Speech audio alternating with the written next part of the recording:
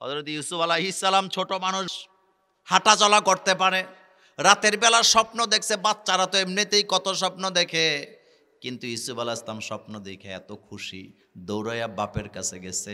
ইয়াকুব নবীর গলার মধ্যে জড়ায়া ধরে বলতেছে, ইয়া আবাতি ইন্নী রাআইতু আহাদা আশারা কাওকাবা ওয়াশ-শামসা ওয়াল কমারা রাআইতুহুম লি সাজিদিন। ও আমার আব্বা, আমি স্বপ্নে দেখলাম 11টা তারকা, চন্দ্র সূর্য আমাকে সেজদা দিয়ে আছে। সুবহানাল্লাহ কই দিচ্ছ না? তারা কয়টা? আকাশে কি তারা 11টা না কোটি কোটি? কিন্তু তিনি যে বাপের কাছে বলতেছে, আব্বা আমি স্বপ্নে দেখলাম রাআইতু আহাদা আশার, 11টা তারকা, কাওকাবা, অশ-শামসা ওয়াল কামার, সূর্য চন্দ্র লিসাজিদিন, আমারে সেজদা দিয়া পড়ে আছে। ছেলে বলতেছে, এটা কি দেখলাম? বলার সাথে সাথে হযরত ইয়াকুব আলাইহিস সালাম ছেলেরে গলায় জড়ায় ধরায়া কি বলতেছে? আমার দিকে তাকান। লা তাকসুস রুইয়াকা আলা ইখওয়াতিকা ফায়াকিদু লাকা কাইদা। ও আমার ছেলে, খবরদার, এই স্বপ্নের কথা ভাইদের কাছে বলবা না। বলেন কাদের কাছে? মনোযোগ দেন, কাদের কাছে? বন্ধুর কাছে বইলো না, পাড়া প্রতিবেশীর কাছে বইলো না, এটা বলতেছে না ভাইদের কাছে বইলো না, বলতেছে লা তাকসুস রুইয়াকা আলা ইখওয়াতিকা ফায়াকিদু লাকা কাইদা। এই স্বপ্নের কথা ভাইদের কাছে বলবা না। যদি বলো, ভাইয়েরা তোমার বিরুদ্ধে ষড়যন্ত্র করবে, ভাইয়েরা তোমার প্রকাশ্য শত্রু হয়ে যাবে। আর কলেজার ভাইয়েরা, একটু চিন্তা করেন তো, বাচ্চা মানুষ এমন কি স্বপ্ন দেখলো যেই স্বপ্নের কথা জানলে ভাইয়েরা শত্রু হয়ে যাবে? তার মানে এই স্বপ্নের ভিতরে বিরাট রহস্য আছে না নাই? চিন্তা করেন তো, স্বপ্ন দেখলে ভাইয়েরা শত্রু হয়ে যায়, এটা কেমন স্বপ্ন? এটা কি স্বপ্ন? স্বপ্ন দেখাইছে কে? ইয়াকুব নবী কয়, লা তাকসুস রুইয়াকা আলা ইখওয়াতিকা ফায়াকিদু লাকা কাইদা। ভাইদেরকে বলবা না, নির্দিষ্ট করে দিয়েছে ভাইদের কাছে বলা যাবে না, বললে তারা ষড়যন্ত্র করবে। কিন্তু ইউসুফ আলাইহিস সালাম তো ছোট মানুষ, সহজ সরল মানুষ, বুঝে নাই। বাচ্চাদেরকে যেটা নিষেধ করা হয়, বাচ্চারা সেটা কম করে না, বেশি করে।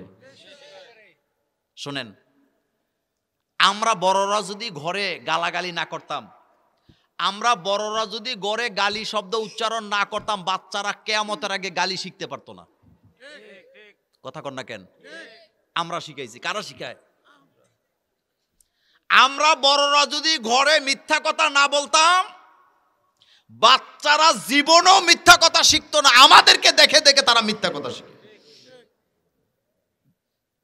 বুখারী শরীফের হাদিসে আসছে, একজন বেদুইন মহিলা রাসূলুল্লাহর সামনে তার বাচ্চাকে ডাকতেছে। মা বাচ্চারে ডাকে না? বেদুইন মহিলা বাচ্চাকে ডাকতেছে, আমার কাছে আসো, কিন্তু বাচ্চা আসে না। আমার দিকে তাকান। বেদুইন মহিলা নিজের হাতটাকে এভাবে মুঠ করে বাচ্চার দিকে দেখায়, আসো, আমার হাতে মজা আছে, তুমি আসলে মজা দিব। ছোট বাচ্চা তো সহজ সরল হয়। যখন বলছে মায়ের হাতের মধ্যে মজা আছে, বাচ্চা দৌড়ে আইসা মায়ের হাতটাকে জড়ায় ধইরা টেনে খুলে দেখে হাতের মধ্যে কিছু নাই। বাচ্চার চেহারাটা কালো হয়ে গেছে, মনটা ভেঙে গেছে।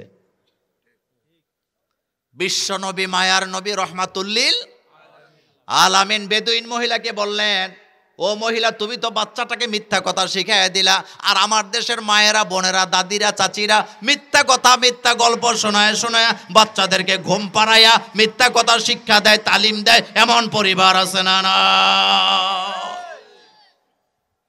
বাচ্চারা মিথ্যা কথা বলতে পারে না, আমরা শিখাই। বাচ্চারা ঝগড়া করলে মিনিটের মধ্যে মিলে যায়, কিন্তু আমরা ঝগড়া থামাই। কিছু কিছু পরিবার আছে, বাচ্চার খাবার নিয়ে ঝগড়া লাইয়া বাইয়ে বাইয়ে ভিন্ন হয়ে যায়। এমন ঘটনা আপনাদের এলাকায় নাই? কথা কন না কেন? বাচ্চাদেরকে নিয়ে কখনো ঝগড়া করবেন না। আমি একবার কুমিল্লা এক ডাক্তারের চেম্বারে বসা ছিলাম, কথা রেকর্ড হয়, নাম বলবো না। তো ওনার চেম্বারে আমি আর আমার ওয়াইফ বসা। এক ভদ্র মহিলা একটা বাচ্চা নিয়ে আইছে ডাক্তার দেখানোর জন্য, শিশু বিশেষজ্ঞের কাছে। বাচ্চাটার বয়স হলো 60 বছর, ওজন হলো 40 কেজি। কথা বুঝেননি? বয়স কত, ওজন কত, মানে শরীরে কিছু নাই। তো ডাক্তার বলতেছে আপনার বাচ্চার কি অসুখ, কি সমস্যার জন্য আসছেন? মহিলা বলতেছে ডাক্তার সাহেব, বাবুটা কিছু খায় না, বাবুটা কিছু খায় না। ডাক্তার তো একবার আমার দিকে তাকায়, আরেকবার বাচ্চার দিকে তাকায়, হাসতেও তো পারতেছে না, কারণ উনি তো ডাক্তার। তো উনি একটা প্রেসক্রিপশন হাতে নিয়ে কি একটা লিখে বলছে, নেন এটা খাওয়াইলে বাচ্চা ঠিক হয়ে যাবে। যখন বের হয়ে গেছে, আমার কয় মোল্লা ভাই দেখছেন, হাতির বাচ্চা নিয়ে আইছে, কয় কিছু বলে খায় না। কিছু কিছু মা বোন আছে বাচ্চাদেরকে খাওয়াইতে খাওয়াইতে খাওয়াইতে খাওয়াইতে পেটটারে কি করে। এবার আপনি হাদিস নোট করেন, রাসূল তিরমিজির হাদিসে বলেছেন, অসুস্থ রোগী আর বাচ্চাদেরকে জোর করে খাওয়াবা না। Islam is the complete code of life. রাসূল সাল্লাল্লাহু আলাইহি ওয়াসাল্লাম এমন কোন সাবজেক্ট নাই যেই সাবজেক্টে রাসূল কথা বলে নাই। রাসূল বলছে রোগীদেরকে জোর করে খাওয়ায়ও না, এতে করে তার উপকারের চাইতে অপকার বেশি হওয়ার সম্ভাবনা আছে। আমাকে কমিটি বলছে সামনে কিছু জায়গা আছে, পেছনে ভাইয়েরা দাঁড়ায় আছেন, পেছনের জায়গাটা উঁচা, তো আরাম করে বসছেন জানি, তবে যারা দাঁড়ায় আছেন তারা বসে যান। আমি খুব লম্বা কথা বলা মানুষ আমি নই, আর যতটুকু ধরছি একেবারে অল্প সময়ের মধ্যে কথাগুলো শেষ করার চেষ্টা করব। তো কথা বলতেছিলাম, হযরত ইউসুফ আলাইহিস সালাম বাচ্চা মানুষ, তিনি তো কথা লুকাইতে পারতেছে না। বাপ বলছে খবরদার কারো কাছে বলবা না, ভাইদের কাছে বলবা না। কিন্তু ইউসুফ আলাইহিস সালাম দৌড়ে গেছে, যায় ভাইদেরকে ডাইকা কয় তাড়াতাড়ি আস, তোদের সাথে জরুরি কথা আছে। সমস্ত ভাইয়েরা যখন আসছে, হযরত ইউসুফ আলাইহিস সালামকে আমি একটা স্বপ্ন দেখছিলাম, কিন্তু আব্বা বলছে তোদেরকে যেন না বলি, কিন্তু আমি তো তোদেরকে ভালোবাসি। সুবহানাল্লাহ কোন।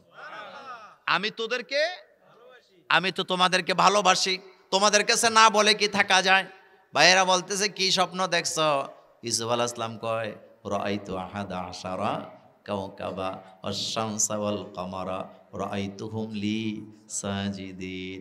আমি স্বপ্ন দেখছি 11টা তারকা, চন্দ্র, সূর্য আমাকে সেজদা দিয়ে পড়ে আছে।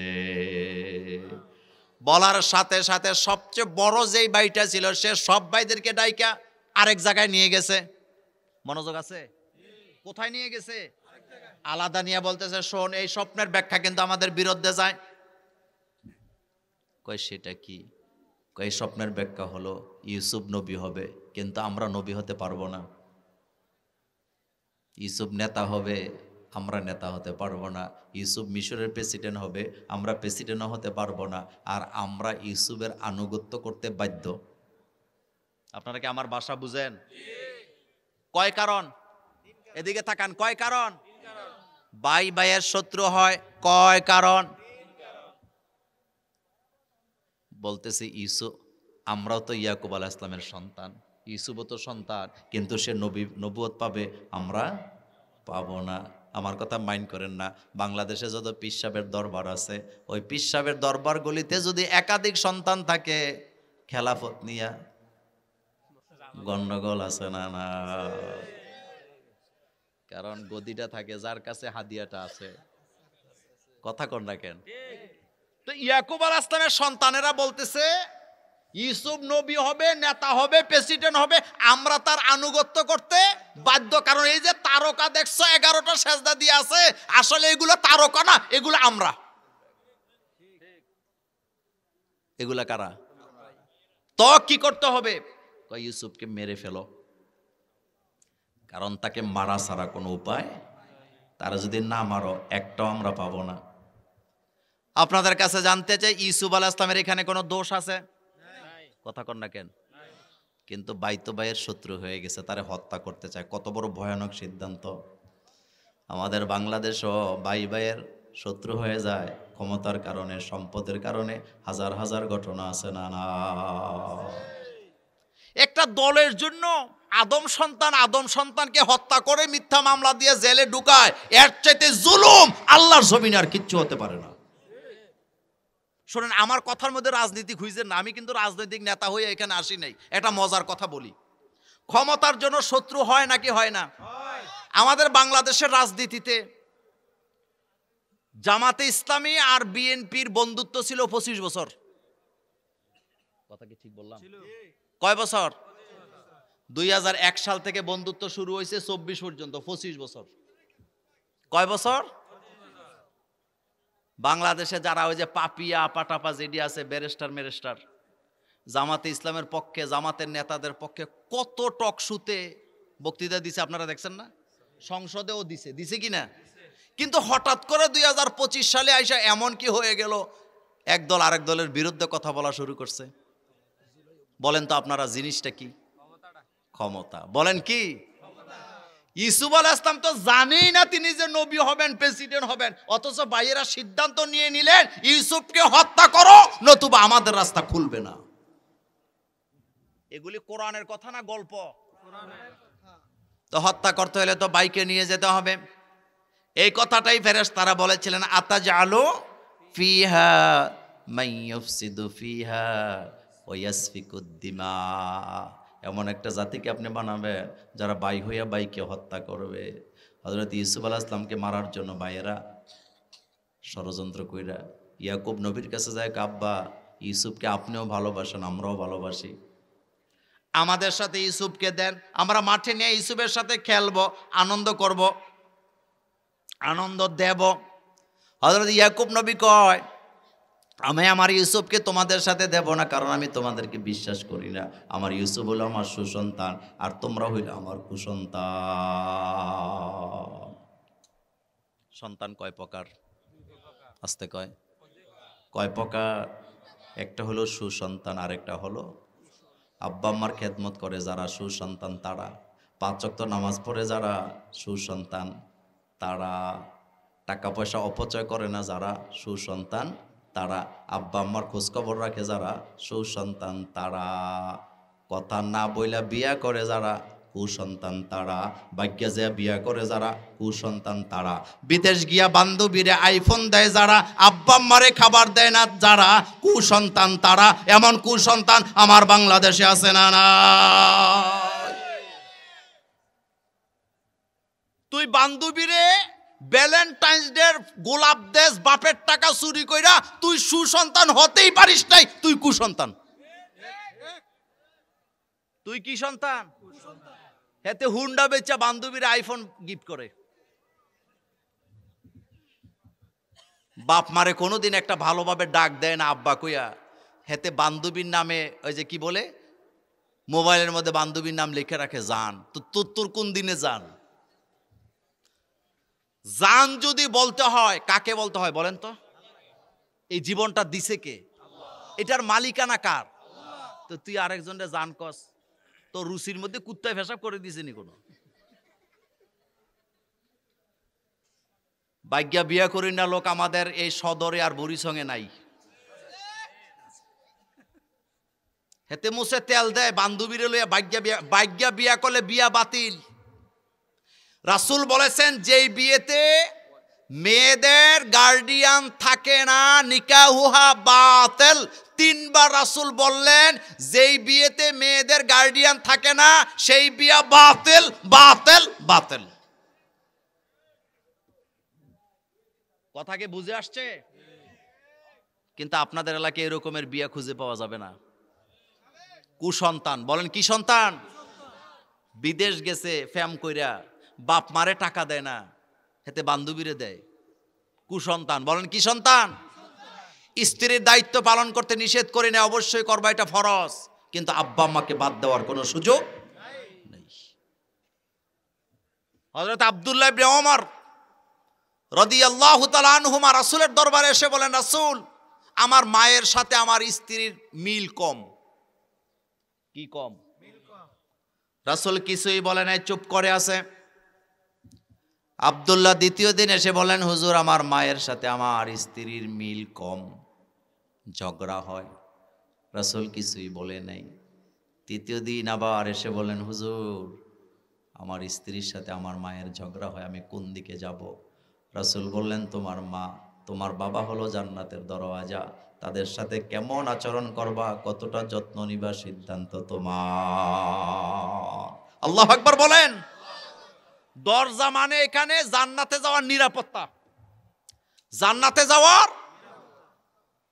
শোনেন, আপনার আব্বা রিক্সা চালায়, মূর্খ, বাংলা বলতে পারে না, গ্রাম্য কথা বলে।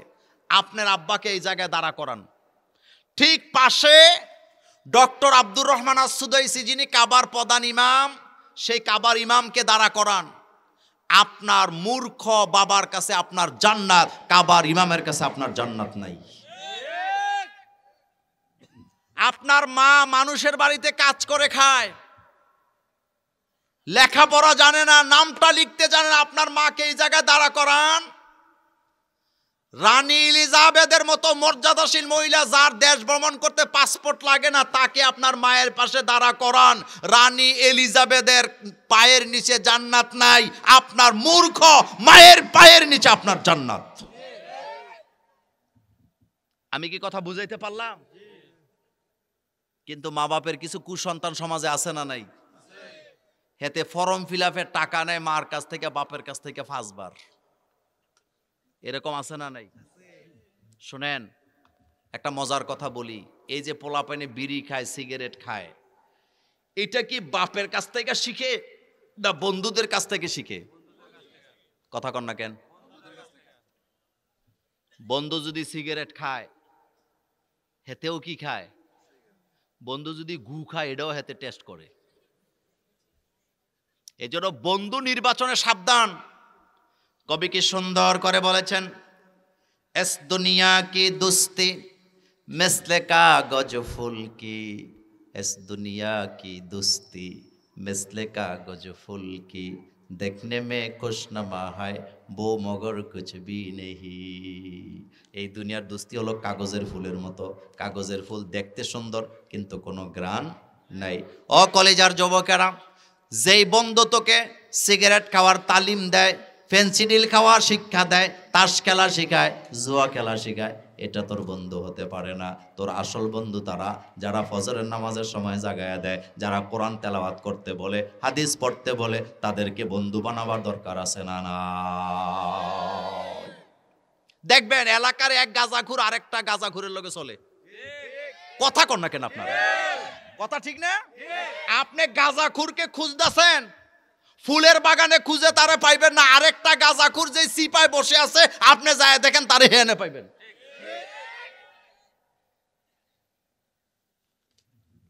এস দুনিয়া কি দুস্তি, এই কথাটা কবি ভেবে বলছেন।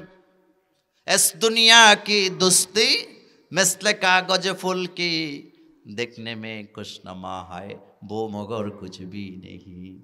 দোস্ত হইয়া দোস্তরে তালিম দেয়, চল যাই হাঁস পার্টি করি, আরেকজনের হাঁস চুরি করে পার্টি করে, এমন যুবক আমাদের এই এলাকায় নাই। কি পার্টি করে? হাঁস পার্টি। মাইরও খায়, হেডা আবার কেমনে? ও ধরা পড়লে মাইর খায়। কি পার্টি করে? কি পার্টি করে? চিন্তা করছেন? আপনাদের এদিকে রাতা মুরগ আছে না? কি কয় এটারে? কি কয়? আরেকজনের বাড়িতে রাতা মুরগের ওই যে লেজ বাঁকা হয়েছে, হেতে মোচো তেল দেয়, একটা আরেকটারে কয় পার্টি দিতে হবে, আছে না? আরেকজনের বাড়িতে খেজুর গাছ একটা আছে, এটি বোধহয় আপনাদের এলাকায় হয়তো না। কি দিছে? এখন হেতে বুদ্ধি করে তো কয় রাত্রে 11টা বাজে যাইছে। আর খেজুর গাছ ওলারাও কম না, হেরা না, ওই যে কচু গাছের ডাকবার যে ঝোলটা আছে এটা দিয়ে রাখছে। এরকম আছে না? এতে খাইয়া ডাইরেক্ট। আল্লাহ হেফাজত করে। আমি ওই বন্ধু নিয়ে কথা বলছিলাম। গাজাখুর গাজাখুরের বন্ধু হয়, নামাজিরা নামাজিদের কি হয়? বন্ধু হয়। এটা মনে রাখবেন। পচা জিনিসের কাছে মাছি যায়, বলেন পচা জিনিসের কাছে কি যায়? কিন্তু মৌমাছি যারা, তারা ফুলের বাগান খুঁজে। মৌমাছি যারা, বাগান যদি 2000 কিলোমিটার দূরেও থাকে, 2000 কিলোমিটার দূরে যায় মধুই খুঁজবে, সে কখনো পচা জায়গায় বসবে না। হযরত ইয়াকুব আলাইহিস সালাম বলতেছে, তোরা আমার কুসন্তান, আমার ইউসুফ আমার সুসন্তান, আমি তোদেরকে বিশ্বাস করি না। বারবার বলার পরে হযরত ইয়াকুব আলাইহিস সালাম বিরক্ত হয়ে কয়, ঠিক আছে নিয়ে যা, কিন্তু আমার হৃদয় ভালো কিছু সাক্ষী দেয় না। আতাজআলু ফিহা মাইয়ুফসিদু ফিহা ওয়া ইয়াসফিকুদ দিমা, বাই হয়ে ভাইয়ের রক্ত জড়াবে। ছোট্ট ইউসুফকে নিয়ে তারা মাঠে চলে গেছে। চতুর্পাশে ভাইয়েরা বসছে, মাঝখানে ইউসুফকে বসাইয়া বড়ই গাছের কাঁটাযুক্ত ডালা দিয়া পিড়াইতেছে। ইউসুফ আলাইহিস সালাম কত সুন্দর ছিলেন, নবী মানুষ, কত সুন্দর। ইউসুফ আলাইহিস সালামের রূপের কথা কোরআনে আছে না নাই? শানিদা কায় বুয়াদ মানেন দিদা, শানিদা কায় বুয়াদ মানেন দিদা, তোরা দিদা ও ইউসুফরা শানিদা। ইউসুফ আলাইহিস সালামকে যারা দেখে নাই তারা বুঝবে না ইউসুফ আলাইহিস সালাম কত সুন্দর। এক ভাই পীড়া দিছে, গলায় যায় ধরে বলতেছে, ভাই আমার অপরাধ কি, তোরা আমারে কেন মারস? কিচ্ছু কয় না, আরেকটা পিডায়, ওইটার কাছে গেলে কয় ওইটাই পিডায়, এভাবে করে পিট্টি খাইতেছে আর বলতেছে, ভাইরে আমারে কেন মারস? তোরা দুই সবাই গোল হয়ে বসে আমারে কেন পিডাস, আমার অপরাধটা কি? বিনা অপরাধে পিডায়, এমন পিডানি বাংলাদেশও আছে না? মারতে মারতে মারতে মারতে রক্তাক্ত করে জামা কাপড়গুলো খুলে ইউসুফ নবীকে তারা কুয়ার মধ্যে ফালায় দিছে। ওই ঘটনা পুরাটা বলা আমার উদ্দেশ্য না, আমি শুধু বুঝাইতে চাইলাম ওয়াসফিকুদ্দিমা, ফেরেশতারা বলেন তারা তো বাই হইয়া বাইয়া রক্ত জড়াবে, এ কথা সত্য না মিথ্যা? ইউসুফ নবীকে তারা কুয়ায় ফালায় দিছে। আচ্ছা বলেন তো, স্বপ্ন দেখাইছে কে? বাস্তবায়নে করার দায়িত্ব কার? তো ইউসুফ আলাইহিস সালাম মরে গেলে তো স্বপ্ন বাস্তবায়ন হয় না, আল্লাহ তো বাঁচায় রাখছে। ব্যবসায়িক কাফেলারা আসছে, এদিক দিয়ে যাওয়ার সময় বালতি ফালাইছে পানি উঠাবার জন্য। আল্লাহ বলতেছে, ইউসুফ বালতি ধরো। ধরছে, তারা উঠায় দেখে যাদের চেয়ে সুন্দর, এত সুন্দর বাচ্চা তারা জীবনে কখনো দেখে নাই। তারা ব্যবসায়ী ছিল। তারা কি ছিল? মনোযোগ দেন, তারা কি ছিল? আচ্ছা তারা যে বাচ্চাটা পাইলো, আলেম ওলামারা বলেন তো, তাদের তো দায়িত্ব ছিল এই কথা বলার যে এত সুন্দর বাচ্চা কে হারাইলো, কুয়ার মধ্যেই বা পড়লো কেমনে, তার মা বাপকে খোঁজ কইরা বাচ্চাটাকে পৌঁছায় দেওয়া, এটা তাদের দায়িত্ব ছিল কি ছিল না? কিন্তু তারা তো ব্যবসায়ী, ব্যবসায়ীদের মাথা সবসময় ব্যবসায়ের চিন্তা আছে না নাই? একটা আরেকটারে কয় এত সুন্দর বাচ্চা বাজারে বিক্রি করলে অনেক টাকা পাওয়া যাবে। কমার্শিয়াল চিন্তা। বলেন কি চিন্তা? এই যে খালতো ভাই মামতো ভাইয়ের দোকানে যান কাপড় কেনার জন্য, আপনি মনে করছেন দামাদামি করবে না, লাভও করবে না, আপনারই দিছে। বুঝেননি কথা? কারণ হেতের মাথায় তো ব্যবসা, কারেন্ট বিল আছে না, দোকান ভাড়া আছে না, তো হেতে আপনি দিবেন? আপনি বিশ্বাস রাখবেন যেখানে দামাদামি করবেন না, হেতে একেবারে ঠান্ডা মাথায় আপনারে দিয়ে দিবে। কয়েকদিন আমি তো খুব একটা মার্কেট টার্কেটে যাওয়া লাগে না, কয়েকদিন আগে কান্দির পার গেছিলাম একটা ব্যাপারে। তো যাওয়ার পরে তো নাইমা আইসে, হুজুর অনেকদিন আপনারে দেখি না, ডেইলি তো আপনার ওয়াজ শুনি, হুজুর কেমন আছেন? একেবারে গলাগলি করে সেলফি টেলফি তুলছে, তোলার পরে নাস্তা টাস্তাও আনতাছে। আমি কই নমুনা তো ভালো না, তো যেই জিনিস আমি কিনবো আমি তো আর দামাদামি করি নাই, আমি বলছি দেও এটা দেও। তো দিছে, পরে বললাম কত দিতে হবে? আপনার থেকে লাভ করা উচিত হবে না, এই আপনি শুধু এটাই দেন, কিনা দাম। তা আমি কি আর দাম জানি? আমি যা কইছে তাই দিছি। দিয়ে আমি কান্দির পাড়ের ওই যে ভিক্টোরিয়া কলেজের মোড় থেকে এদিকটাতে আসছি। আসার পরে আরেক মসজিদের খতিব সাহেবের সাথে দেখা। আমার কয় মোল্লা ভাই কেমন আছেন? আমি ভালো। কই গেছিলেন? তা আমি কই একটু কাজে গেছিলাম, বাইর হইছি একা একা, এরকম ব্যাপার। তো কই এটা কত দিয়ে আনছেন? আমি যখন দাম কইছি, কয় 200 টাকা বেশি রাখছে। আমি কই না, এটা হইতেই পারে না, ও হয়তো আপনার কাছে এটা ভালো জিনিস। আপনি কার থেকে আনছেন? আমি এই যে ব্যাগ দেখেই তো বুঝছি আপনি যার থেকে আনছেন, আমিও তার থেকে আনছি। কি বুঝলেন? ব্যবসায়ীদের মাথার মধ্যে কি চিন্তা থাকে সবসময়? আপনি চিন্তা করেন, ইউসুফ নবীকে তারা পাইছে, তাদের দায়িত্ব ছিল কি করা? কথা কন না কেন? কিন্তু তারা কি অভিভাবকের চিন্তা করে না, বেচার চিন্তা করতেছে? এটা কি কোরআনের কথা না গল্প? একজন আরেকজনকে বলতেছে এত সুন্দর, এ তো বিক্রি করলে অনেক টাকা পাওয়া যাবে। বাজারে নিয়ে গেছে, ওই কথা আমার বলা উদ্দেশ্য না। এবার খেয়াল করেন, বাই হইয়া বাইরে হত্যা করল। তারা ভাবছিলেন ইউসুফকে যদি মেরে ফেলি তাহলে আমাদের রাস্তা খোলা, কিন্তু তারা তো জানে না খেলাটা তো আল্লাহ খেলাইছে। হযরত ইউসুফ নবীকে আল্লাহ বাঁচায় শুধু রাখে নাই, নবীও বানাইছে, মিশরের প্রেসিডেন্টও বানাইছে। আর যেই ভাইয়েরা তারা হত্যা করছিল ওই ভাইদের হাতে ভিক্ষার বস্তা দিয়া ইউসুফ নবীর সামনে লাইন ধরে দাঁড়া করায় রাখছে কে? আল্লাহু আকবার বলেন। এই যে আপনি নিন্দা করতেছেন, কারোর হিংসা করতেছেন, আপনি নিশ্চিত থাকেন যারে আপনি হিংসা করতেছেন জীবনে তার কাজ আপনার লাগবে। আপনি ঢাকা শহরে থাকেন, কোটি কোটি টাকার মালিক, কুমিল্লা শহরে আপনি কোটি কোটি টাকার মালিক, কিন্তু এলাকার গরিব লোকের সাথে আপনার সম্পর্ক নাই। আপনি নিশ্চিত থাকেন আপনি মরার পরে এই গরিব মানুষগুলো আপনার কবর খুঁড়বে, এই গরিব মানুষগুলো আপনার কবরের মধ্যে নামাবে। আপনি বলবেন মোল্লা ভাই আমি তো ঢাকাতে থাকি, কোটি কোটি টাকার মালিক, গ্রামে দরকার নাই, আমারে ঢাকায় যেন মাটি দেয়। আমি বলবো আপনাকে যদি ঢাকায় মাটি দেয় 1 বছর পরে আপনার কবর চিহ্ন খুঁজে পাওয়া যাবে না, কিন্তু আপনাকে যদি যশপুরের কবরস্থানে এনে মাটি দেয় 300 বছর পরে আপনার কবর খুঁজে পাওয়া যাবে।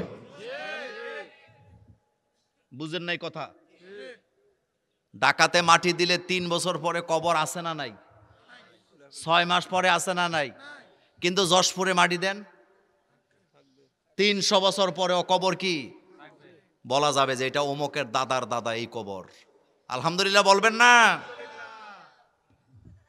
কাউকে নিন্দা করবেন না, শুনেন, কাউকে নিন্দা করবেন না, কারণ একটা প্রবাদ আছে, যাকে নিন্দে তার দরজায় যাইয়া কান্দে।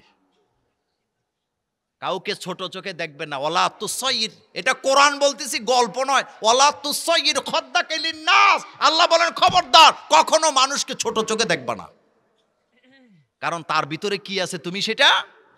শোনেন, হযরতে বাইজিদ বুস্তামি রাহিমাহুল্লাহ সুলতানুল আরিফিন, সুলতানুল আরিফিন, একজন মুশরিক হযরতে বাইজিদকে জিজ্ঞেস করতেছে, বাইজিদ তুমি ভালো মানুষ নাকি আমি ভালো? আপনাদের কষ্ট হইতেছে?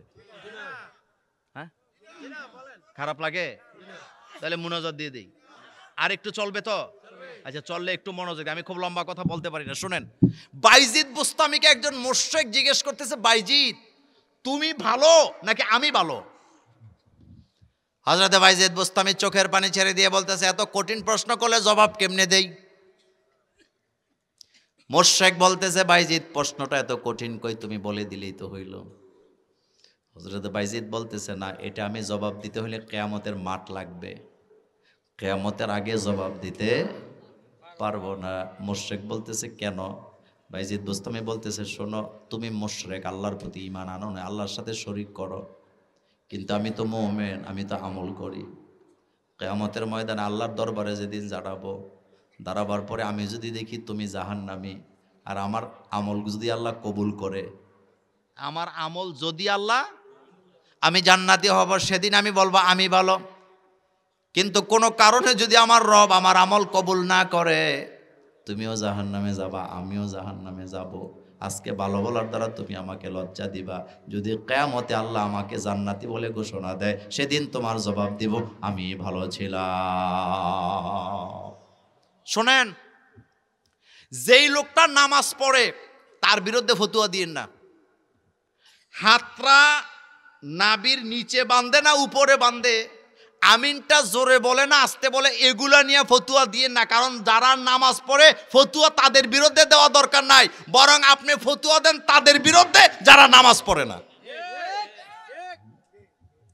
যেই বোনটা বোরকা পরে, মনোযোগ আছে, যেই বোনটা বোরকা পরে তার বিরুদ্ধে ফতুয়া দিয়েন না, কারণ বোরকাটা এখন একটু টাইট, কয়দিন পরে এটা জোলা হবে, কিন্তু আপনি ফতুয়া দিবেন যে বোরকা পরে না তার বিরুদ্ধে আপনি ফতুয়া দিবেন। কথা কি বুঝাইতে পারলাম? আচ্ছা, একটা মজার হাদিস শুনেন। রাসূলুল্লাহ সাল্লাল্লাহু আলাইহি ওয়াসাল্লামের নাতি ইমাম হুসাইন, তিনি ওযু করতেছে, তার পাশে আরেকটা লোক ওযু করতেছে। ইমাম হুসাইন দেখলেন যে ওযু যে করতেছে ওযুটা হয় নাই। মনোযোগ আছে তো? ইমাম হুসাইন তো বলতে পারতো, এই তুমি কি ওযু করো, তোমার ওযু তো হয় না, এটা বলে না। ইমাম হুসাইন বলতেছে, ভাই তুমিও ওযু করলা, আমিও ওযু করলাম, তোমার ওযু আর আমার ওযু তো মিলে না, তা আমি একটু অজুটা করি, তুমি দেখো তো আমারটা হয় কিনা। নম্রতা কারে কয় বলেন? নম্রতা। আপনি দেখছেন রাসূলুল্লাহর নাতি ইমাম হুসাইনের চেহারা হুবহুব রাসূলুল্লাহর মতো ছিল। আপনি কারবালার ঘটনা পড়লে সেটা পাবেন, ওদিকে গেলাম না। ইমাম হুসাইন বলতেছে আমি অজুটা করি, তুমি দেখো তো আমারটা হয় কিনা। তিনি অজু করতেছে, লোকটা তাকায় আছে। এখন লোকটা বুঝে গেছে আসলে আমারটাই হয় নাই। কাছে যায় বলতেছে মাফ করে দেন, আসলে আমারটাই হয় নাই। মানুষকে শিক্ষা দেওয়ার একটা আদব আছে না? না, ধমকি দিয়ে আপনি কাউকে কোনো কিছু শিক্ষা দিতে পারবেন না। আপনি তাকে আদর করে মহব্বত করে বলতে হবে। এবার শুনেন তো, কথা বলতেছিলাম, আপনি যদি কাউকে নিন্দা করেন তার দরজা নিয়ে যাবে কে? ইন্নাহুম ইয়াকিদুনা কাইদা ওয়া আকিদু কাইদা ফামাহিলিল কাফিরিনা আমহিলহুম রুয়াইদা। ঈসা আলাইহিস সালামকে তারা হত্যা করলো ক্ষমতার জন্য, মর্যাদার জন্য, নবুয়ত পায়, সম্মানের জন্য, আনুগত্য করতে হবে সেই জন্য। কিন্তু আল্লাহ তো ইউসুফকে বাঁচায় রাখছে। এখন তাদের হাতে ভিক্ষুকের বস্তা, আর ইসুফ আলাইহিস সালামের সামনে তারা লাইন ধরে দাঁড়ায় আছে। এই যে দাঁড়ায় আছে, ঘটনাটা ঘটাইছে কে? আতাজ আলুফি, আপনি কি এমন একটা জাতিকে এখানে বসাবেন? এখন ফেরেশতারা বলতেছে ওয়ানাহনু নুসাব্বিহু বিহামদিকা ওয়া নুকদ্দিসু লাক, আমরাই তো আপনার তাসবিহ করি, আমরাই তো আপনার প্রশংসা করি, আমরাই তো আপনাকে সেজদা দেই। একথা বলার সাথে সাথে আল্লাহ বলছেন ইন্নী আ'লামু মা লা তা'লামুন, শোনো তোমরা যেটা বলছো এটা সত্য, তবে এত কিছুর পরেও তাদের মধ্য থেকে কেউ নবী হবে, কেউ পয়গম্বর হবে। তাফসিরে খলিফা শব্দের ব্যাখ্যা দুই ধরনের আসছে। কেউ কেউ বলছে আমরা জিনদের খলিফা, কেউ বলছে আমরা আল্লাহর খলিফা। জিনদের খলিফা বলছেন তারা সেখানে বলেছেন যে খলিফা মানে হলো এক দলের পরে আরেক দল আসা, স্থলাভিষিক্ত। আমি চেয়ারটাতে বসে আছি, আমি উঠে যেয়ে যাকে আমি বসায় দিব সে আমার কি? খলিফা, অর্থাৎ আমার স্থলে সে বসছে। তো জিনরা আগে এখানে ছিল, আমরা জিনদের পরে আসছি, এদিক থেকে আমরা জিনদের কি? খলিফা, মানে জিনদের স্থলাভিষিক্ত আমরা হইছি, কিন্তু অরিজিনাল আমরা খলিফা কার? আল্লাহর। এখন আমি দুইটা উপমা দিব, আপনি একটু খেয়াল করেন। আমাদের বাংলাদেশে মনে করেন, কথার কথা বলি, চরমনার পিসা হুজুর আছে না বাংলাদেশে? কথা কয় না? আছে। তা আপনাদের এলাকায় চরমনার পিসা হুজুর একজন খলিফা নিযুক্ত করলেন, উনি হলো চরমনার খলিফা।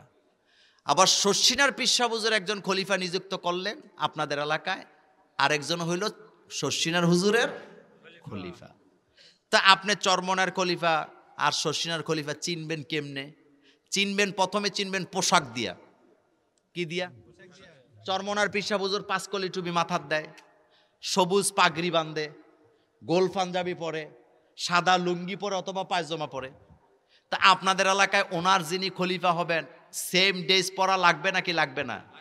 শুধু এতটুক না, মাগরিবের পরে ফজরের পরে জিকিরের তালিমটা চরমনার পিসাবরা যেভাবে দিছে, ওনার খলিফাও ঠিক সেভাবেই দিতে তিনি বাধ্য। বলেন, দিতে তিনি আবার সেম শর্ষিনার পিসা হুজুরদের টুপি হলো গোল টুপি, এই যে এই যে এই যে আমার মুরব্বির মাথা এইটা, কথা ঠিক না? আচ্ছা, শর্ষিনার পিসা হুজুরের পাগড়ি হলো সাদা, পাঞ্জাবি হলো কলার ছাড়া গলা কাটা গোল পাঞ্জাবি। শর্ষিনা যারা পড়ছেন আপনারা দেখছেন। তো ওনার খলিফা আপনাদের এলাকা থাকলে উনি এই পোশাক পরতে বাধ্য নাকি বাধ্য না? আবার ওনার জিকিরের তালিমও হবে শর্ষিনার পিসা হুজুর যেমনে যেমনে শিখাইছে। চরমনার খলিফা যদি আপনাদের এলাকায় এসে শর্ষিনার তরিকায় কাপড় চোপড় পরে শর্ষিনার তরিকায় জিকির দেয়, ওনার খেলাফত থাকবে না যাবে? কথা আসতে কয়, খেলাফত থাকবে না যাবে? আবার শর্ষিনার পিসাবের খলিফা যদি চরমনার হুজুরের মতো কাপড় চোপড় পরে চরমনার তালিম দেয়, খেলাফতগিরি থাকবে না যাবে? আসতে কয়। এখন বলেন তো আমরা কার খলিফা? জোরে। তা আমরা তালিম দেবো কার? আইন কার? জমিন কার? তা আমরা যদি সমাজতন্ত্র কমিউনিজম লয়ে ঘুরি, আমাদের খেলাফত বোধহয় বাতিল হবে না। আমার কলিজার ভাইয়েরা শুনেন, এই কথাটা শেষ। রাসূল সাল্লাল্লাহু আলাইহি ওয়াসাল্লাম যদি দোয়া করতেন যে আল্লাহ, রাসূল সাল্লাল্লাহু আলাইহি ওয়াসাল্লাম যদি দোয়া করতেন যে আল্লাহ এই দেশের চোরগুলারে সব হেদায়েত করে দাও। তো আল্লাহ যদি কবুল করতেন, মক্কা মদিনায় কি চুরি থাকতো? কিন্তু রাসূল তো এরকমের দোয়া করে নাই। আল্লাহ তো এইভাবে হেদায়েত দিয়ে চোরদেরকে ভালো করে নাই, বরং আল্লাহ আইন করে দিয়েছে, আস-সারিকু ওয়াস-সারিকাতু ফাকতাউ আইদিয়াহুমা। চোর যদি চুরি করে ধরা পড়ে, হোক সেটা চোর, হোক সেটা সুন্নি। কথা কর না কেন? চোর এটা মোল্লার কথা না আল্লাহর কথা? সুন্নি কথাটাও কোরআনে আছে না নাই? মহিলা চোরের আপনাদের এলাকায় কি কয়? কথা কানা মুরব্বীরা। তো আল্লাহ বলতেছে আস-সারিকু ওয়াস-সারিকাতু ফাকতাউ আইদিয়াহুমা। চোর যদি চুরি করে ধরা পড়ে, হোক সেটা চোর, হোক সেটা চুন্নি, ফাকতাউ আইদিয়াহুমা, কি করো? সবাই তো কয় না। আচ্ছা, এখন আপনাদের কাছে প্রশ্ন, তো চোর চুরি করলে হাত কাটো, হাজার হাজার চোরের হাত কাটতে কইছে আল্লাহ? না, রাসূল সাল্লাল্লাহু আলাইহি ওয়াসাল্লাম হাজার হাজার চোরের হাত কাটে নাই, কয়েকটার কাটছে পরে পুরা দেশ ঠান্ডা। তো আমাদের বাংলাদেশে 20 কোটি মানুষ আছে, 20 কোটি মানুষের জান আর মালের নিরাপত্তা যদি 10টা হাত কাটলে হয়, এই রকমের 10টা হাত আমাদের দরকার নাই, এগুলো কেটে দিলে কি হয়? মানুষ কয় কোটি? 20 কোটি। বলেন মানুষ কয় কোটি? তো 10টা হাত কাটলে কি আমাদের দেশটা গরিব হয়ে যাবে?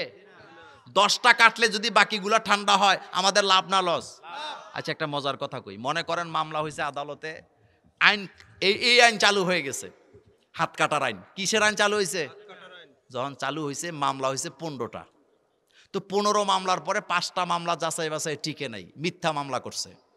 ইসলামের আইনে মিথ্যা মামলা করলে শাস্তিটা ভয়ানক। সেটা কি?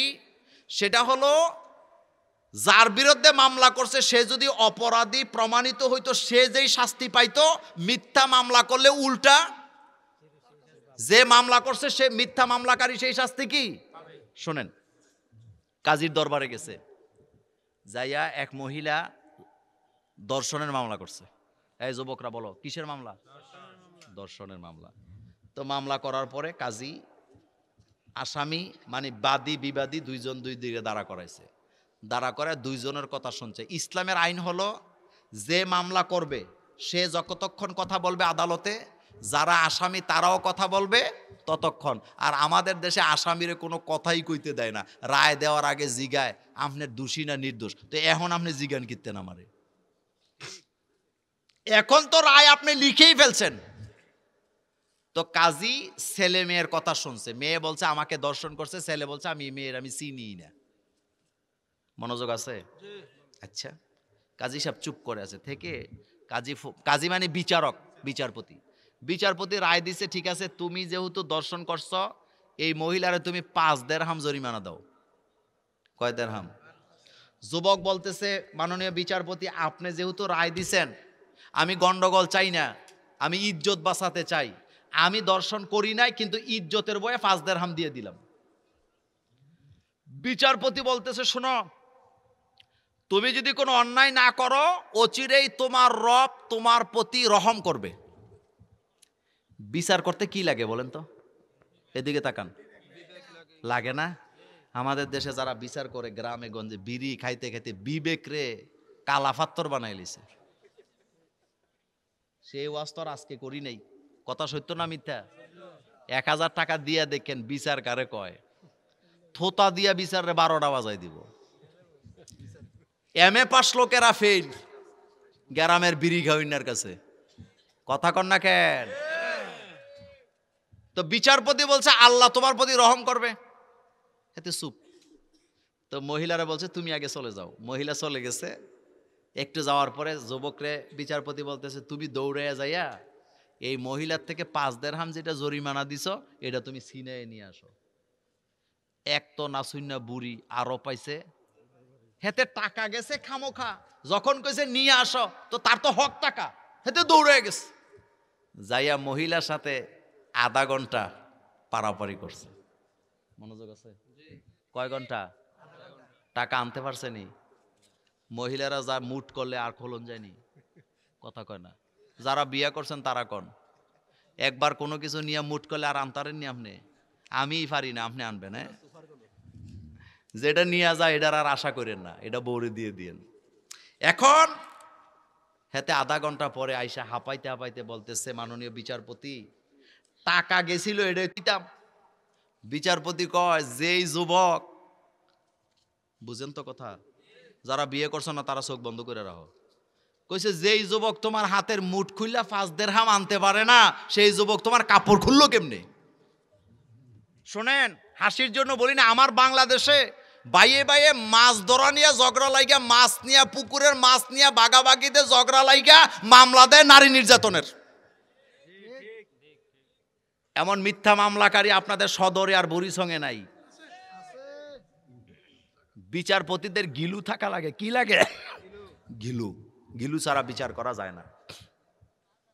এক যুবক তার স্ত্রীর ব্যাপারে মামলা করছে।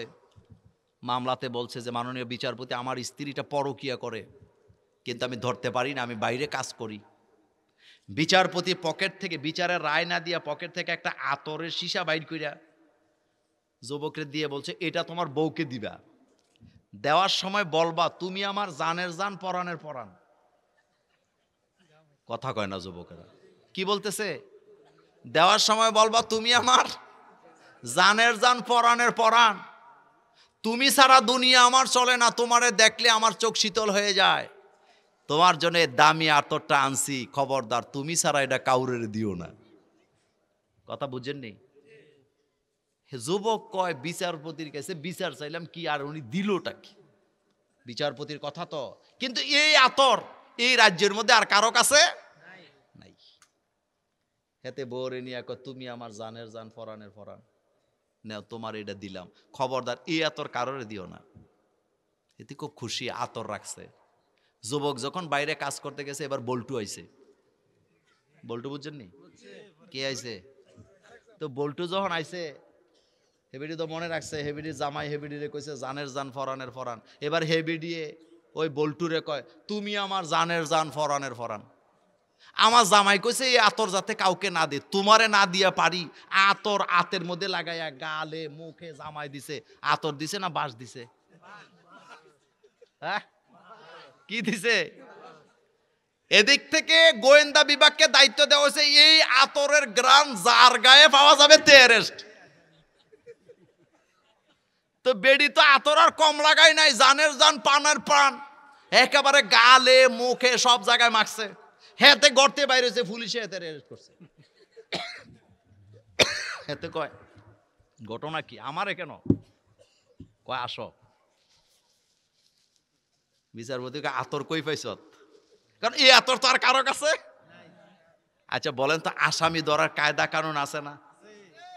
কায়দা আছে। যাক, ওই কথা বললাম না। ইসলাম যদি ক্ষমতায় আসে, এভাবে আসামি ধরা হবে, ফাঁকি দেওয়ার কোনো সুযোগ, কারণ আল্লাহকেও ফাঁকি দেওয়া যায়। আমার কলিজার ভাইয়েরা, ফেরেশতারা বললেন এমন জাতিকে বানাবেন, আল্লাহ বলেন ইন্নী আলামু মালা। তো মামলা করছে 15টা, বলেন কয়টা? 15টার মধ্যে 5টা বাতিল, আর রয়েছে কয়টা? 10টা রায় হয়েছে। বাইতুল মুকাররমে নিয়ে দিনের বেলা 10টার হাত কাটছে। মানুষ কয় কোটি? হাত গেছে কয়টার? 10টার মধ্যে 2টা হইল ব্যবসায়ী, 3টা হইল আমলা, বাকিটি রাজনীতিবিদ। বুঝছেননি কথা? 10টার মধ্যে 2টা কি? ব্যবসায়ী, 3টা আমলা, বাকি 5টা চেয়ারম্যান, এমপি, মন্ত্রী। তো ব্যবসায়ীদের মধ্যে একটা বিদেশে রওনা দিছে। এয়ারপোর্টে যায় যখন ইমিগ্রেশনে পাসপোর্ট দিয়েছে, পাসপোর্ট দেওয়ার কথা ডাইন হাতে, হেতে দিছে কোন হাতে? কারণ ডাইন হাত তো পুলিশ কয়, বেড়া তুই তো বড় বেয়াদব, কারোর কিছু দিলে ডাইন হাতে দেওয়া লাগে, তুই এটাও জানোস না। হেতো কে স্যার মনে কিছু নিয়ে না, আমার খাইচ্ছত খারাপ আছিল, আমি চুরিতে ধরা পড়ছিলাম, এই জন্য আমার তো হাত নাই। পুলিশ কইব তোর বিদেশ যাওয়ার দরকার নাই, চোরের কোনো হোর বাড়ি নেই, তুই বাইর যা, বিদেশ যাওয়া কি শেষ। আপনাদের এই গ্রামের নাম কি? আরেক ব্যবসায়ী তার ছেলেরে বিয়ে করাইতে আইছে যশপুর। আসার পরে মেয়েটে দেখছে, পছন্দ হয়েছে, শিক্ষিত মেয়ে। ছেলের বাপ কয়, বেয়াই সাহেব বিয়ার দিন তারিখ ঠিক করেন। আমাদের দেশে আবার সিস্টেম ভালো, বিয়ে হওয়ার আগেই বেআই বেআইন হয়ে যায়। আপনাদের এলাকা হয় না? তো আপনার ছেলে মেয়ের বিয়ে হয়েছে না, আপনি যে বেআই ডাকতেছেন? তো ছেলের বাপ কয়, বেআই ডেট ঠিক করেন, আমার মেয়ে পছন্দ হয়েছে। হাত লাড়া দিয়া কথা কইছে, মেয়ের বাপ তাকায় দিয়ে ছেলের বাপের হাতের কবজি নেই। কি নাই? কয় বেয়াই সাহেব আপনার হাতের কবজি কই? কয় বুঝতেন না, আমার একটু খাচ্চত খারাপ আছিল। তা আপনি না জানেন বাংলাদেশে এখন মোল্লাদের আইন কায়েম হয়েছে, আমার হাতটা কাটতে দিছে। মেয়ের বাপ কব বেয়াই সাহেব আত্মীয়তা তো করা যাবে না। কেন বেয়াই সাহেব সমস্যা কি? কয় বেয়াই আমনের লয়ে যদি জুমার নামাজ পড়তে যাই তো লোকেরা জিজ্ঞেস করবো কিও তোমার বেয়াই তো হাত নাই, মনে হয় তোমার বেয়াই চোর, সুতরাং চোরের সাথে আত্মীয়তা চলে না। নির্বাচনে দাঁড়াইছে, কিসে দাঁড়াইছে? হেতে মঞ্চে দাঁড়ায় বলতেছে ভাইয়ারা আমার, বোনেরা তোমার, আমারও যদি ভোট দেন এই এলাকায় গাঞ্জা ঢুকবে না, ফেন্সি ডিলার আসবে না, এই এলাকায় চুরি থাকবে না, কোনো অপরাধ থাকবে না, জুয়া থাকবে না, সব আমি বন্ধ করে দিব। লোকেরা কয় কিরে বেটার হাত কই? কয় বেটা চুরিতে ধরা খাইছিল এই জন্য হাত গেছে, আপনারা তারা ভোট দিবেন না জুতা দিবেন? কথা কয় না। তাহলে এই রকমের একটা আইন বাংলাদেশে হইলে আপনাদের কোনো সমস্যা আছে? দেখি আপনাদের কোনো সমস্যা আছে? যদি কারো সমস্যা থাকে তাহলে বুঝবেন হয় সে নিজে চোর অথবা সে চোরের খালতো ভাই মামতো ভাই। কারণ আইনটা কার? আইনটা কার? আল্লাহর আইন যার কাছে ভালো লাগে না সে কখনো খাঁটি মুমিন হতে